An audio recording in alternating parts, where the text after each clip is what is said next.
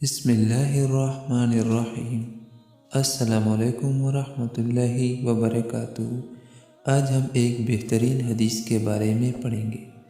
رسول اللہ صلی اللہ علیہ وآلہ وسلم نے فرمایا، جو انسان مسلسل اللہ کو راضی کرنے پر لگا رہتا ہے تو پھر ایک وقت آتا ہے کہ اللہ تعالیٰ جبریل علیہ السلام سے فرماتا ہے، میرا فلاں بندہ مجھے راضی کرنے کے لیے کوشاں تھا اور اب اس پر میری رحمت ہو چکی ہے۔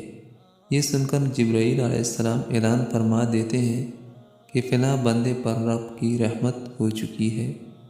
پھر یہی جملہ عرش اٹھانے والے فرشتے، ان کے ارد گرد والے فرشتے اور یہاں تک کہ ساتوں آسمانوں کے سارے فرشتے دہرانے لگتے ہیں، اور پھر یہی بیانیہ زمین میں اتار دیا جاتا ہے، یعنی کہ جو شخص استغفار پڑھتا ہے اور اللہ تعالیٰ کی تسبیح بیان کرتا ہے تو یہ انعام ان لوگوں کے لیے ہے۔